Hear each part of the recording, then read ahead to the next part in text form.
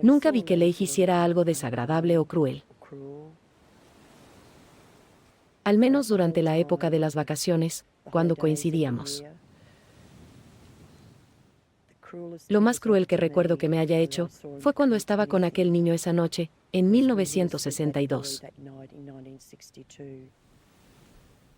Levantaron la tienda de campaña y encendieron una fogata. Y el auto estaba estacionado un poco más lejos.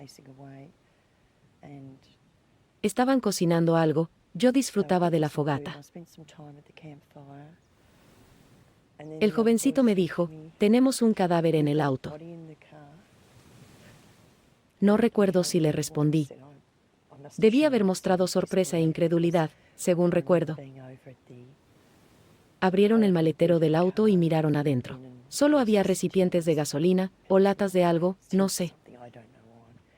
Y algunas otras cosas. Después, quizás le dije algo.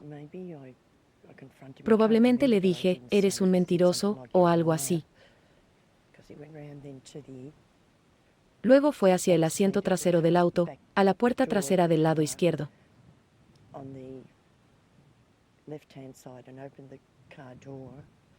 Abrió la puerta y me dijo que mirara. Y me asomé. Había algo como una lona o una manta, que cubría algo abultado que estaba debajo.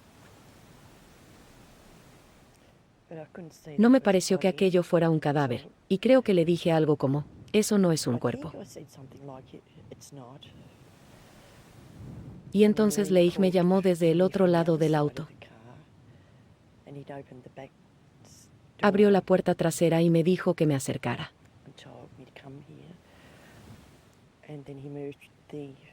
Levantó la manta y debajo pude ver la cabeza de un niño que yacía en el asiento trasero del auto.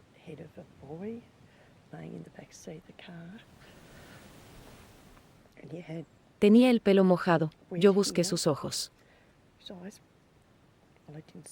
Y no pude verlos, pero sí vi su cabeza y su cabello mojado. Y recuerdo que miré más de cerca y vi su cara. Parecía un niño europeo. No creo que hayan dicho más, pero me acuerdo de lo que dijo el jovencito.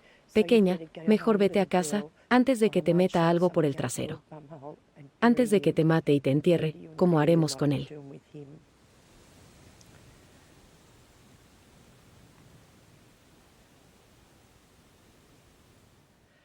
Miré a Leigh queriendo comprender. Pero su mirada era muy desafiante. Nunca lo había visto así. Esto, que ocurrió en 1962, nunca fue resuelto. El sujeto que menciona a esta mujer cumple cadena perpetua por un asesinato cometido en Tasmania, en 1975. 13 años después del incidente que describe.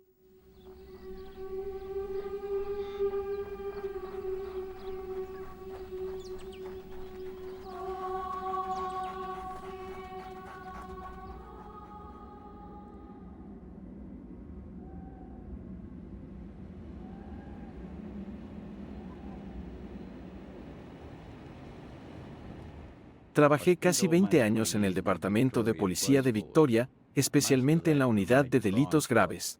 Participé en la Comisión Castigen y en la investigación de los atentados contra el Hotel Hilton, el consulado turco y la sede de la policía en Russell Street. Poco después, en el 98, regresé a Tasmania y leí una nota en el Hobart Mercury sobre algunos prisioneros que tenían permitido salir de la granja penitenciaria de Hayes los fines de semana para ir a pescar al río Derwent. La nota hacía énfasis en un prisionero en específico, James Ryan O'Neill. Cumplía cadena perpetua por el asesinato de un jovencito, en 1975.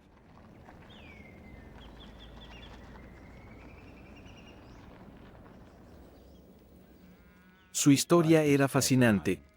Llegó a Tasmania en noviembre del 74 y asesinó a un niño de 9 años en Eagle Hawk Neck a principios de febrero del 75. En abril, asesinó a otro niño. Y entre esos 2 asesinatos, intentó secuestrar al menos a otros 5, sin conseguirlo. Su patrón de conducta era evidente. Según mi experiencia, no es común que una persona recién llegada a una nueva ciudad comience a matar y secuestrar como si tal cosa. Debió haber cometido otros crímenes antes. Le escribí a Jim, le hablé un poco de mí. Y le dije que quería ir a Hayes a verlo para hablar sobre su vida. Respondió enseguida, y acordamos reunirnos. Así comenzó esta historia.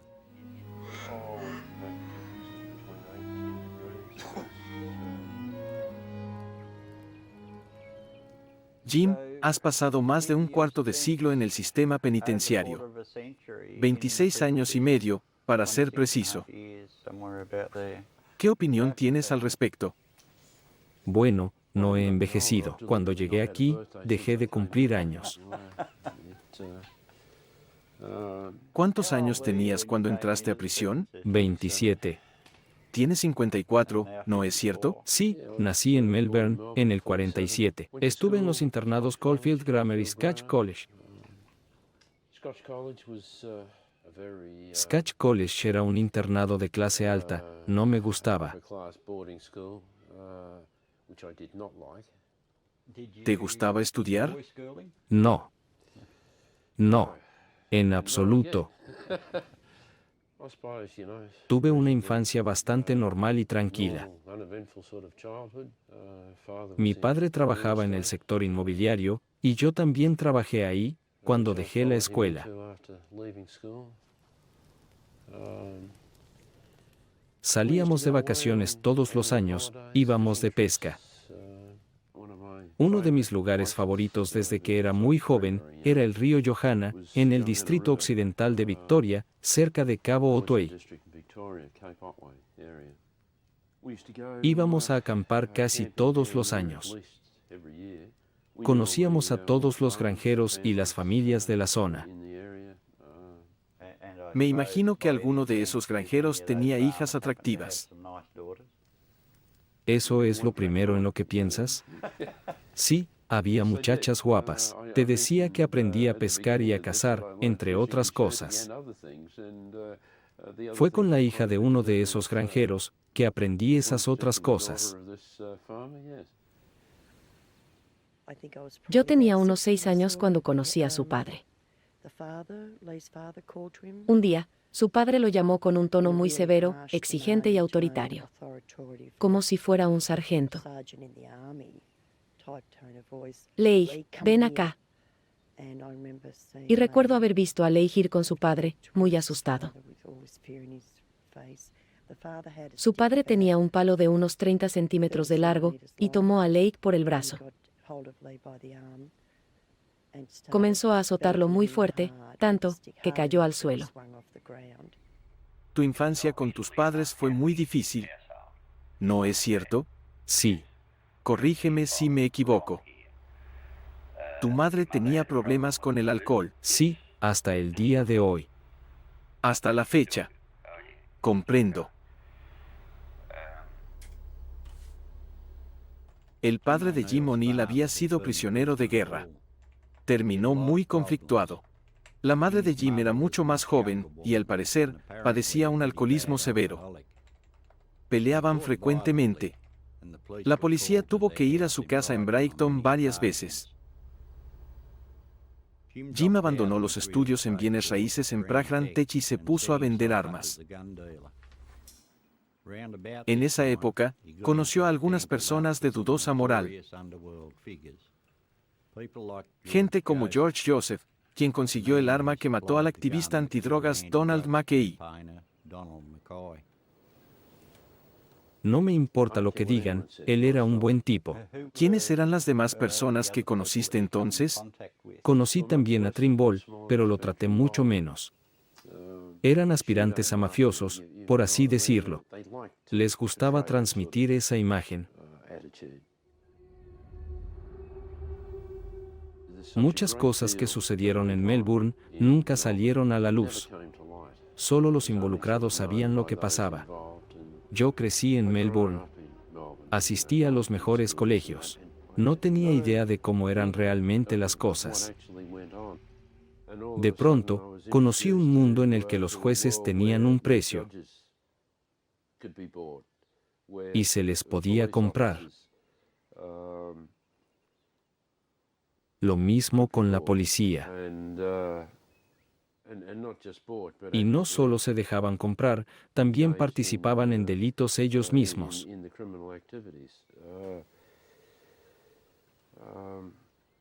Me dio la impresión de que a Jim le gustaba el dinero rápido y fácil. Comenzó un nuevo negocio. Compraba ópalos en bruto y los vendía a joyeros en Melbourne.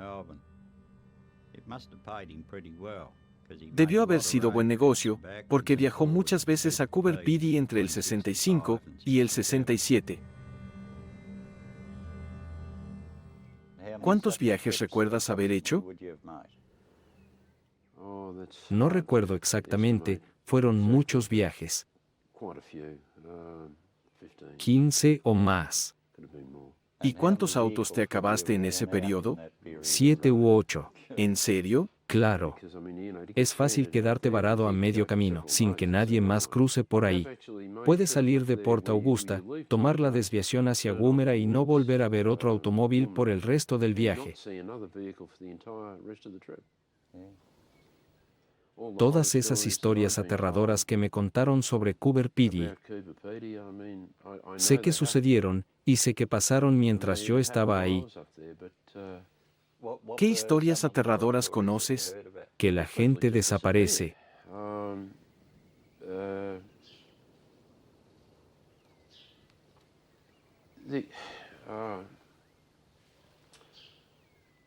Hablábamos de Coober Pedy y de pronto guardó silencio. No era la primera vez que lo hacía. Yo pensé, ¿qué hacía él en ese periodo en el sur de Australia, que no quiere que yo sepa?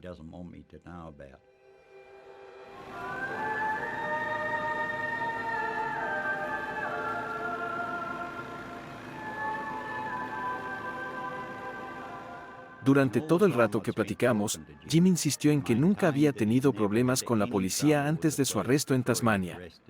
Ni siquiera le habrían dado una multa por exceso de velocidad. Había oído comentarios sobre un incidente con unos niños en Victoria, pero nunca tuve información precisa. Y de pronto, inesperadamente, me mostró una copia de su evaluación de libertad condicional. No sé por qué o para qué. En la página 3, se detallan 12 cargos en su contra por secuestro y agresión sexual contra 4 niños en Melbourne, en 1971.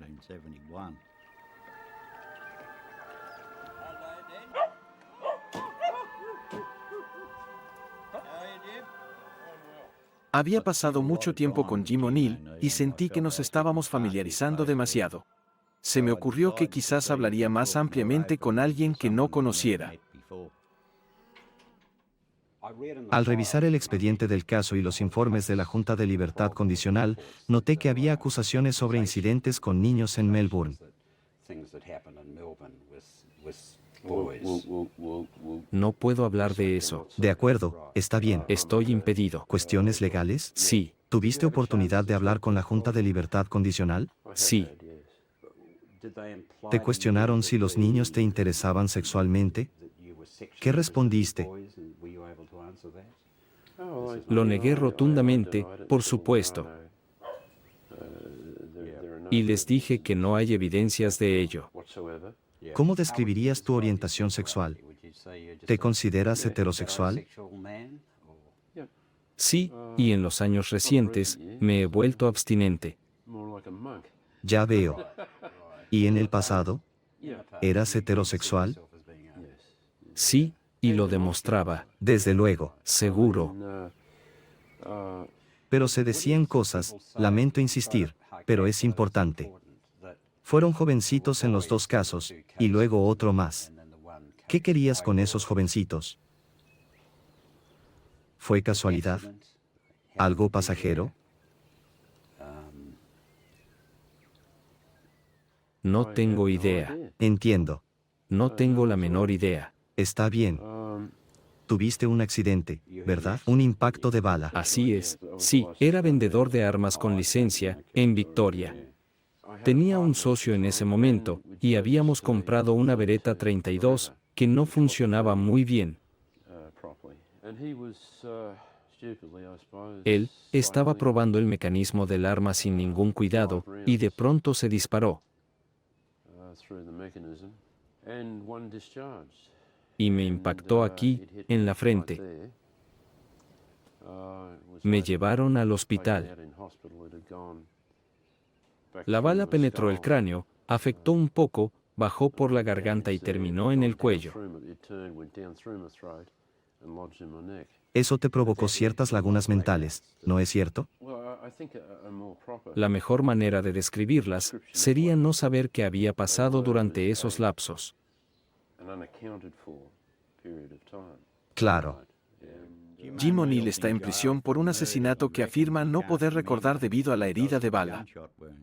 Pero yo tenía la impresión de que sus problemas comenzaron mucho antes que eso. Una lesión importante en el lóbulo frontal.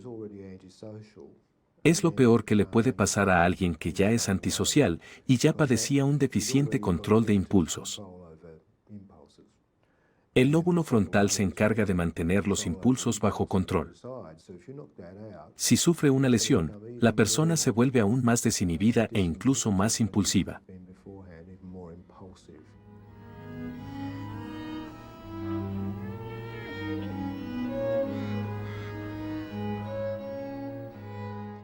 En los documentos del juicio, descubrí que de niño, Jim O'Neill ya era propenso a las fantasías. En su registro hay casos de crueldad animal, mentiras, incendios provocados y ausentismo escolar. Además, uno de los psiquiatras señaló que era probable que Jim hubiese sido víctima de abuso sexual cuando era niño, seguramente por alguien muy cercano.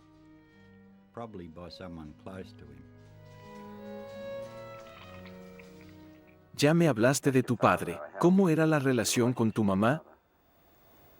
Dijiste que la relación con tu padre era bastante buena. ¿Te llevabas bien con tu mamá? ¿Más o menos? Sí. ¿Cómo era ella? ¿Era arisca contigo o demasiado cercana?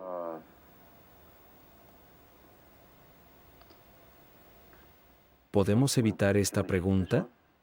Ese lenguaje corporal es muy interesante. Su expresión es evasiva, está a punto de mentir.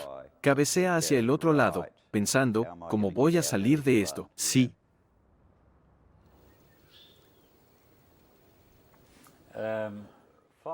Luego del balazo que sufriste en Victoria, ¿puedes describirnos la secuencia cronológica de los acontecimientos?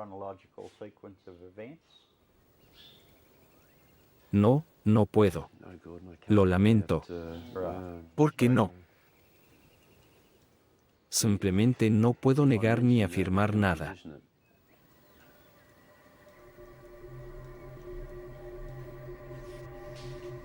Jim violó su libertad bajo fianza antes de enfrentar juicio por los jovencitos en Victoria. Huyó al oeste y desapareció durante un buen tiempo.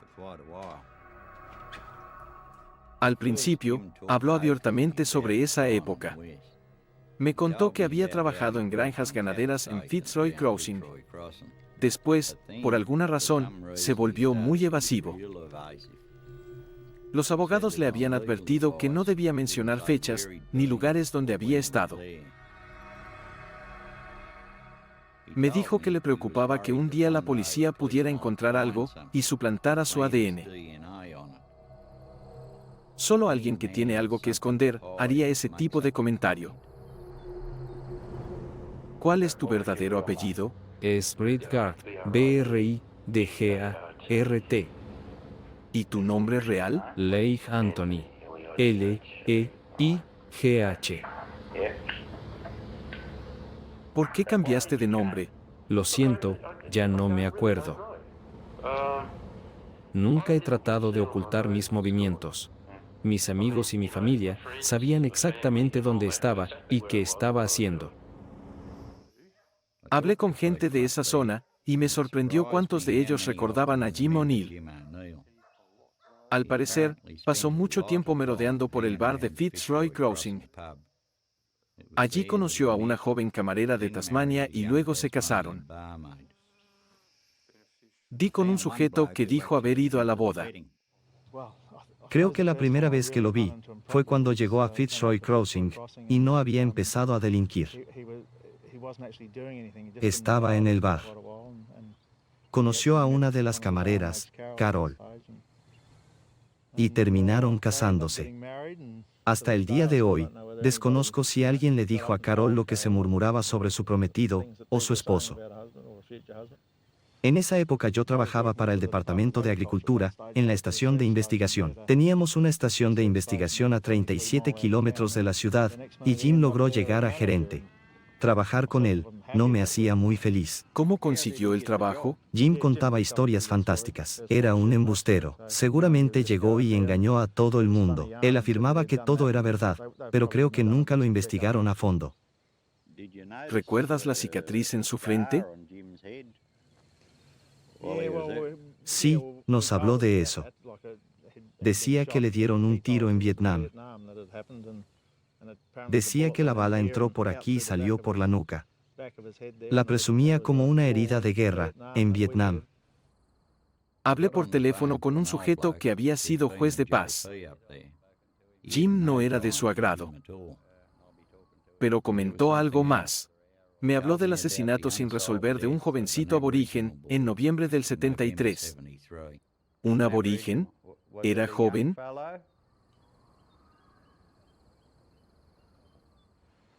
Sí, el cuerpo estaba atado a un tronco, con alambre de púas. Apareció ahí atado a un árbol, cuando bajó el nivel del río. Pero se asumió que había sido un ajuste de cuentas entre tribus. No había registro sobre la muerte de ese niño. No hubo investigación oficial, ni un artículo en el periódico. Nada. Y estaba claro que a algunas personas no les gustaba que indagara sobre el asunto. ¿Hubo alguna muerte sospechosa cuando O'Neill estuvo en el área? No exactamente.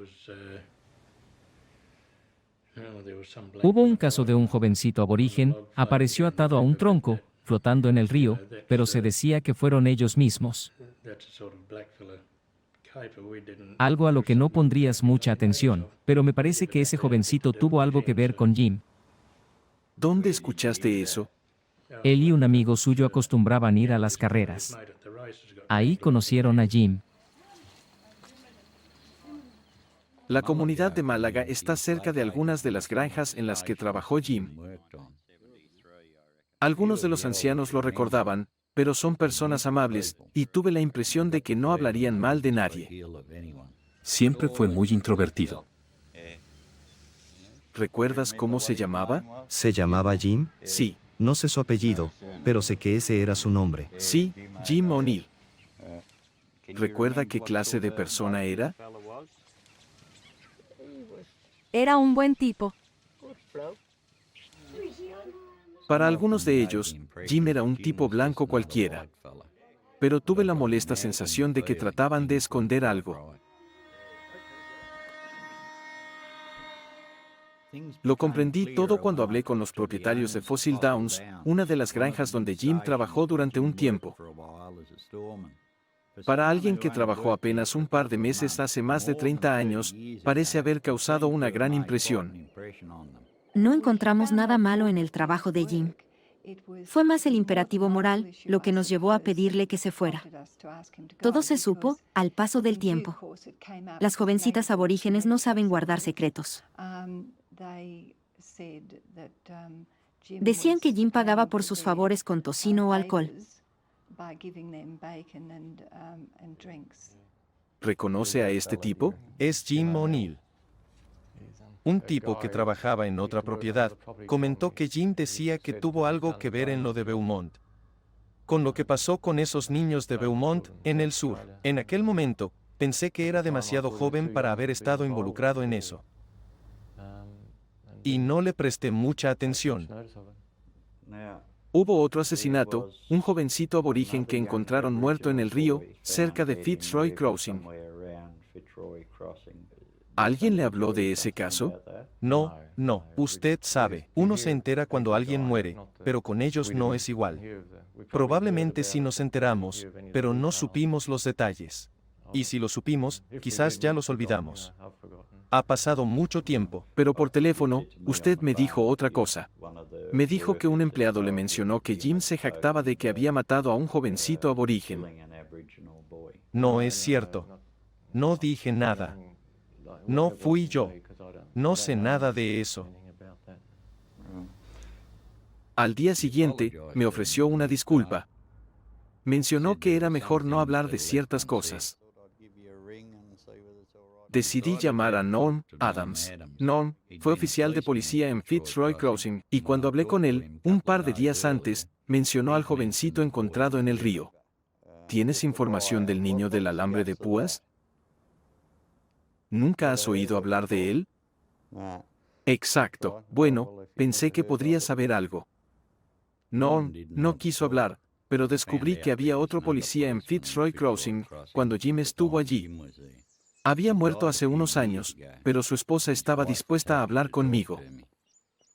Aunque no recordaba al jovencito en el río, tenía mucho que decir sobre Jim O'Neill.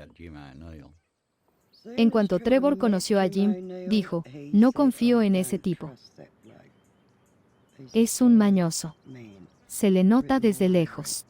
Decía, está mal de la cabeza. No le gustaba cómo se relacionaba con los niños, particularmente con los hijos de Norm Adams. En una ocasión, le pidió a Norm que dejara que los niños pasaran la noche allí, incluyendo a su hija menor, Vicky.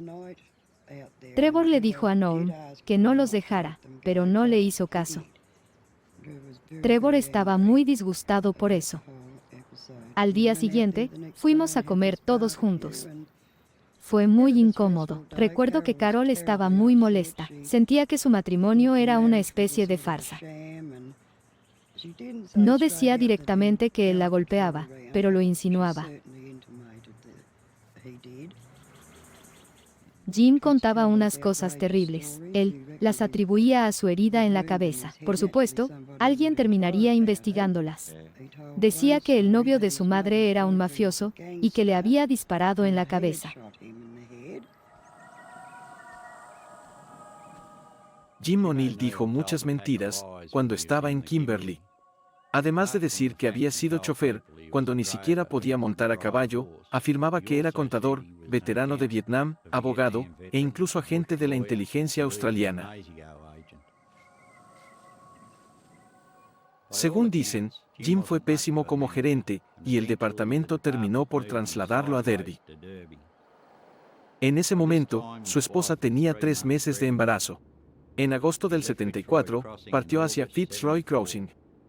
A las pocas semanas de llegar a Derby, un niño desapareció en plena calle. Hace unos años, un amigo me dijo que un jovencito fue a la tienda a la hora del té y no volvió a casa. No recuerdo qué año era. Es algo que recuerdo bien, porque se me quedó grabado en la memoria desde entonces. Este individuo dijo que el jovencito tenía 12 años cuando desapareció. La tienda a la que iba cerró hace unos 10 años, quizás más. Según el informe de personas desaparecidas, se vio al jovencito por última vez subiendo a un automóvil conducido por un hombre europeo, fuera de la tienda Elder, en Derby. Había ido a la tienda local. Exactamente lo mismo que pasó en Tasmania. El primer jovencito desapareció después de ir a la tienda a comprar cigarrillos para su padre. El segundo había ido a comprar leche. Jim solo estuvo en Derby un par de meses. En noviembre, él y su esposa se mudaron a Tasmania. Para ese momento, era la única parte de Australia en la que no había estado. Mató al jovencito de Eagle Hawk Neck a principios de febrero del 75. El mismo día, recogió en el hospital a su esposa y a su hijo recién nacido, y volvieron a casa. Viajamos directamente desde Kimberly hasta aquí. Creo que llegamos a mediados de noviembre del 74, y yo entré a prisión el 2 de mayo del 75. Por lo tanto, no estuve mucho tiempo ahí. Uno de los detectives que arrestó e inculpó a Jim O'Neill ahora es comisionado de la policía de Tasmania. Era sargento detective a principios del 75, cuando él y su compañero rastrearon a Jim y su esposa hasta un motel en Launceston. Fiel a sus costumbres, Jim estaba a punto de abandonar el estado. El segundo jovencito desapareció mientras entregaba el periódico. Su desaparición causó consternación. Había mucho enojo y miedo entre la gente. Los medios especulaban que probablemente había un asesino en serie en Tasmania. Resultó que su especulación fue acertada. Descubrimos que 15 días antes de la desaparición del segundo jovencito, había otros 4 o 5 más que habían sido secuestrados y llevados a lugares remotos. Lograron escapar de su secuestrador con lesiones relativamente menores. En aquel momento, O'Neill era tabernero en el Hotel Louvre, que ahora se llama Eagle Hawk Neck. Y por supuesto, estuvo muy atento a la búsqueda, ofreciendo todo tipo de consejos y ayuda. Más tarde, la investigación demostró que había secuestrado al jovencito el día en que traería del hospital a su esposa, después de que nació su primer hijo. Creemos que encontró al jovencito distraído por ahí, y consiguió subirlo a su auto. Lo llevó por un camino rural totalmente apartado, abusó sexualmente de él, y luego lo hirió en la cabeza con una roca. Él nos llevó a los lugares importantes, donde había dejado los cuerpos, y donde había escondido la ropa de las víctimas. Las fotografías que tomamos lo muestran muy tranquilo, fumando, muy distante de lo que hacíamos. Al grado en que, cuando finalmente llegamos a una zona muy difícil y apartada, cubierta de maleza, buscando a la primera víctima, y O'Neill dio con los restos, no dijo, encontré al chico. Más bien fue algo como, ahí está lo que buscan. No demostraba remordimiento en absoluto. No parecía sentirse culpable por lo que hizo con esos jovencitos.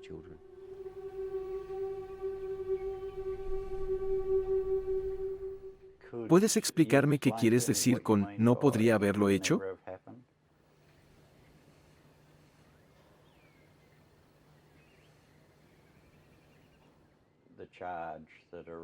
¿Hablas del cargo que te trajo aquí? Me acusaron de asesinato y la víctima era un niño. Tiempo después, recordando, sentí mucha lástima por los miembros del jurado, porque ninguno de ellos habría podido tomar una decisión correcta y precisa. Nadie en ese tribunal les dio la información que necesitaban para formar su veredicto. Tanto la defensa como la fiscalía decían disparate tras disparate. El juicio de Jim tardó solo 4 días. Fue sentenciado a prisión por el resto de sus días.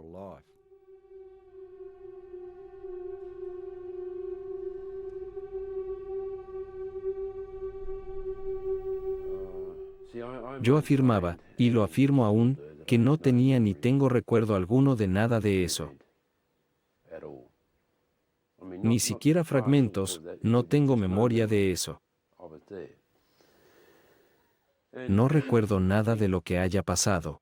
28 años después, Jim O'Neill sigue usando sus lagunas mentales como excusa. Aun cuando se descubrió que coercionó a su esposa para que mintiera sobre su coartada. También se supo que se deshizo de su ropa manchada de sangre. Más tarde, llevó a los detectives al cuerpo que había escondido entre los arbustos.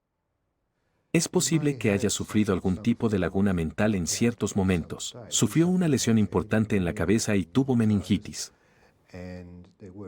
Hubo un par de episodios en el pasado, poco después de la enfermedad, que podrían sugerir epilepsia.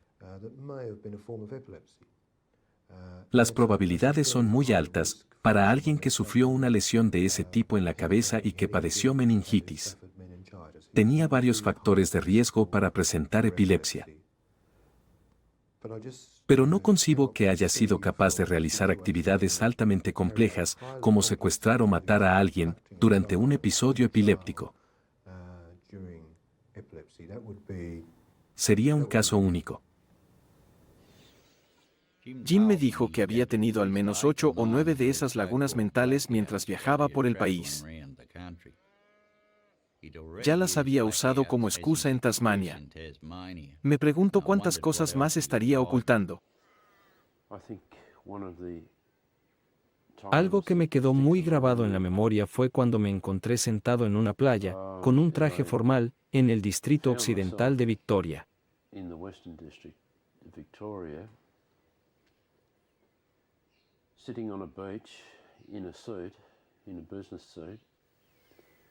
Las olas iban y venían, y yo estaba sentado a la orilla del mar. Y de pronto, me vi ahí, y tomé conciencia de ello. Sin embargo, no puedo explicar cómo llegué ahí, ni lo que estaba haciendo. ¿Tienes idea de cuánto tiempo duró esa laguna? Probablemente unas 24 horas.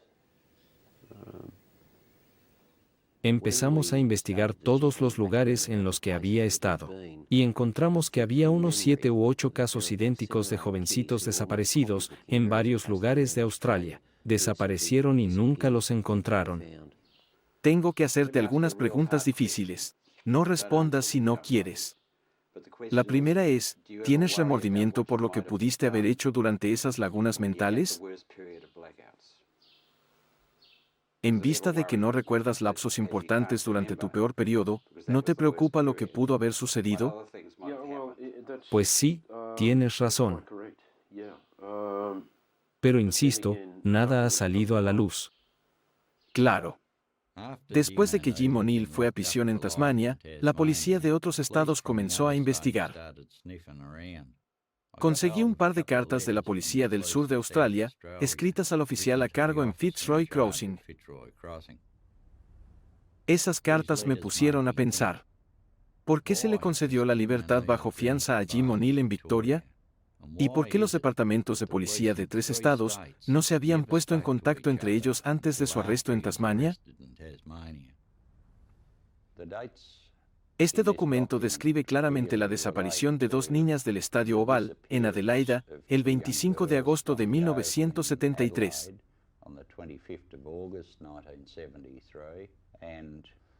También el robo y secuestro cometido contra un jovencito en Elizabeth, el 10 de enero de 1974. Y otro secuestro con agresión sexual contra otro niño pequeño, apenas el día anterior. El segundo documento está dirigido al sargento Sharrett.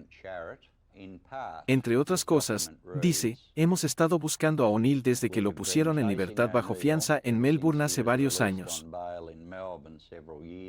Enfrenta 13 cargos de secuestro y agresión sexual contra niños pequeños.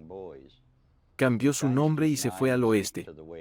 Ahora, como ustedes saben, siguió agrediendo a jovencitos y mató a 2 más, en Tasmania. Es imposible saber con certeza a cuántos más pudo haber agredido durante sus viajes.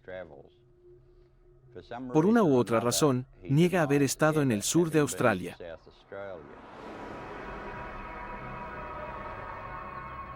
Me llamó la atención que la policía del sur de Australia lo había estado buscando desde que violó su libertad bajo fianza en 1971. Antes de los incidentes mencionados en las cartas. Eso me llevó a pensar que probablemente querían interrogarlo sobre otro asunto. Algo que ocurrió cuando viajaba entre Melbourne y Coober Pedy a mediados de los 60.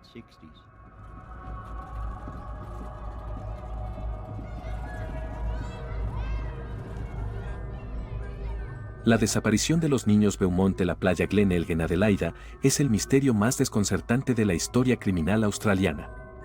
Era el Día de Australia en el año 1966 y la temperatura era más de 40 grados. Los 3 niños, de 9, 7 y 4 años, fueron a la playa y nunca más los volvieron a ver. La última vez que los vieron fue en una tienda de comestibles, junto a la playa.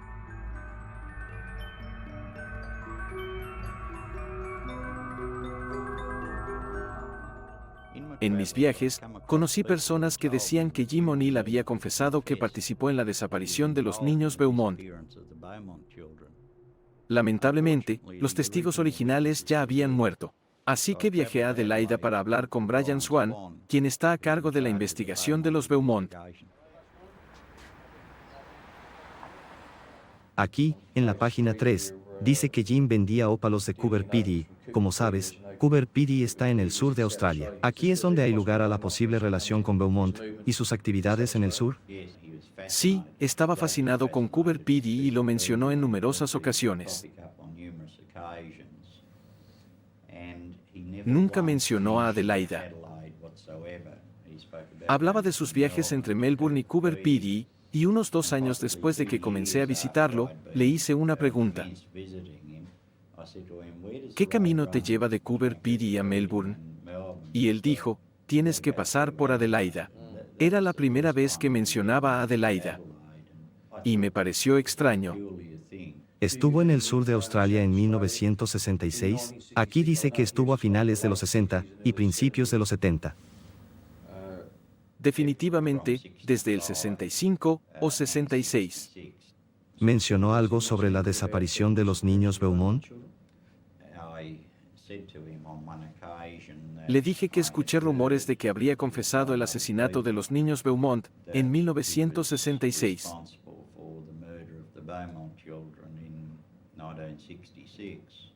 Y su respuesta fue, no podría haberlo hecho. Estaba en Melbourne en ese momento. Lo que me quedó grabado es que no lo negó. No sé si Jim O'Neill mató a los niños Beaumont o no, pero sé que le dijo a otras personas que lo hizo. Sé que estuvo en el sur de Australia en 1966.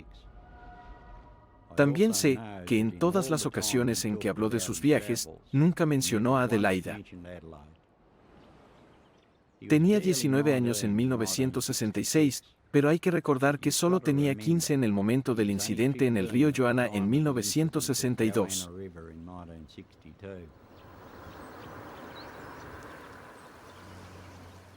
La región del río Johanna tiene un significado especial para Jim O'Neill. Me ha hablado de ese lugar muchas veces, especialmente sobre la pesca y la caza. Aunque, en mi opinión, cuando habla de esas cosas, en realidad está hablando de matar. Los vi empacar y subir por el camino de entrada, pasando el corral de las vacas. Alguien llamó a la puerta y mi madre fue a abrir. Volvió y dijo que Leigh quería hablar conmigo. Fui a la puerta y él me pidió que saliera. Cerró la puerta detrás de mí y fue hacia un lado, donde había un tanque viejo. Me quedé allí y me preguntó si se lo había dicho a alguien. Yo negué con la cabeza, sin decir más. Y él dijo, ya lo enterramos. Creo que le pregunté, ¿dónde? Porque recuerdo que dijo, del lado opuesto del río, donde acampamos. Y eso fue todo. Le pregunté si estaba el otro jovencito con él. Él miró a lo lejos y vi el auto estacionado en el camino de la entrada. Ahí estaba sentado, observándonos. Luego bajó la mirada. Leigh dijo que tenía que irse. Se subió al auto y se fueron. Los vi tomar el camino y los perdí de vista. En los días posteriores, pensé en ir, al salir de la escuela o durante el fin de semana. Estuvimos buscando a lo largo del río, caminamos largo rato, tratando de encontrar la tumba.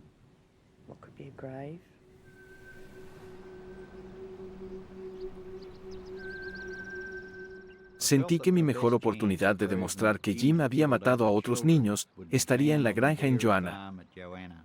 Me puse en contacto con la policía de Victoria y les dije que iba a tratar de localizar un cuerpo.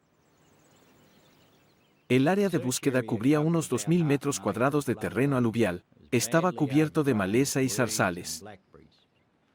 Los sauces que bordeaban el río cuando Jim y su compañero estuvieron ahí, en 1962, habían sido cortados y amontonados en hileras.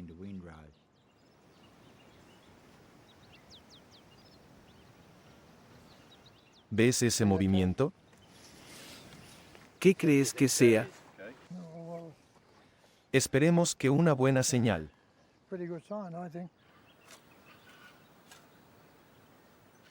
Dice que fue aquí donde tuvo su laguna mental más duradera. Cuando recuperó la memoria, estaba sentado en la playa. Las olas se agitaban a su alrededor. Tenía la ropa sucia y desgarrada, como si hubiera estado cavando. Asegura que no tiene idea de cómo llegó ahí, y reconoce que estuvo ausente durante más de 24 horas. Los expertos con los que he hablado de sus supuestas lagunas mentales coinciden en algo. Todos afirman que son una justificación que él usa para referirse a los periodos en los que cometía sus crímenes.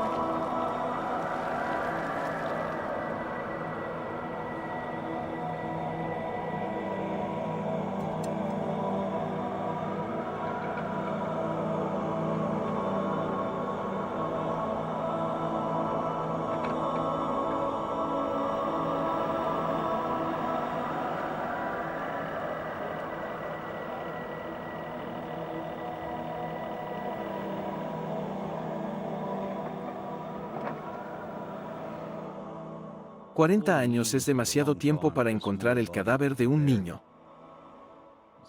Quizás estuvimos a unos centímetros de hallarlo, o tal vez Jim lo cambió de lugar. Como haya sido, estoy convencido de que cuando Jim tenía 15 años, algo grave pasó aquí. Tal vez experimentó aquí por primera vez asesinar a alguien.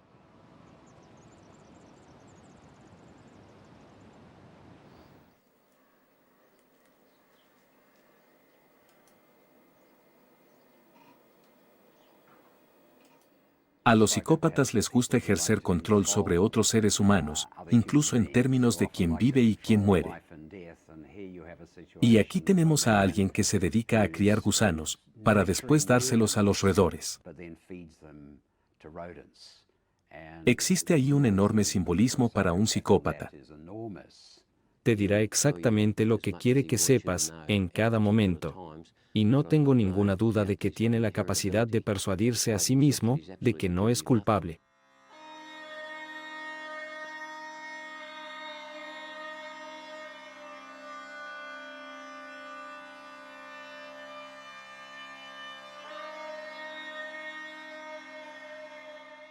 Jim puede acompañarte a pescar y a cazar.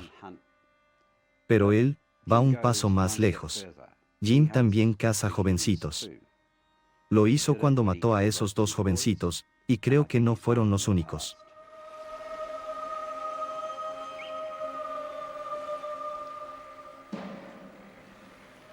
A principios de este año, fui a Hayes para entrevistarme con Jim O'Neill. Quería hacerle nuevas preguntas sobre todo lo que la gente decía sobre él. Se puso furioso y salió gritando, «Esto se acabó. Estás tratando de tenderme una trampa». Durante 3 años, Jim y yo hablamos largamente. Pero por el momento, parece que mis preguntas no encontrarán respuesta. Probablemente nunca la encuentren, pero yo no pienso dejar de preguntar.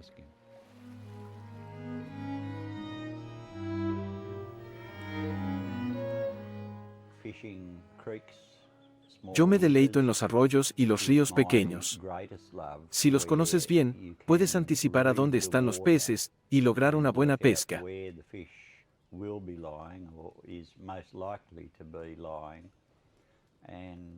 Si usas un anzuelo pequeño, lo más probable es que requiera solo un gusano. Estoy de acuerdo. Y cuando recuerdo los mejores peces que pesqué por aquí, me acuerdo que yo estaba distraído, mirando las estrellas, cuando picaban.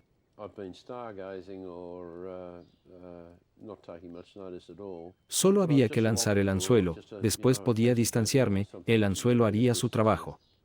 No había un reto, ni hacían falta habilidades. El anzuelo caía cerca de un salmón hambriento y ya. Solo necesitas poner carnada en el anzuelo, ¿cierto? James Ryan O'Neill ahora tiene 56 años. Lleva 28 años en prisión. Actualmente, es el preso que lleva más tiempo encerrado por un solo delito en Tasmania. Su última solicitud de libertad condicional fue en 1996. En el informe, hay un extracto de una carta escrita por el representante de la corona en 1975. En mi opinión, se trata de un sujeto muy peligroso, y cualquier cuestión sobre su liberación debe abordarse con mucha cautela. Además, cualquier persona que esté considerando la liberación de O'Neill deberá ponerse en contacto con la policía de Victoria y de Australia Occidental.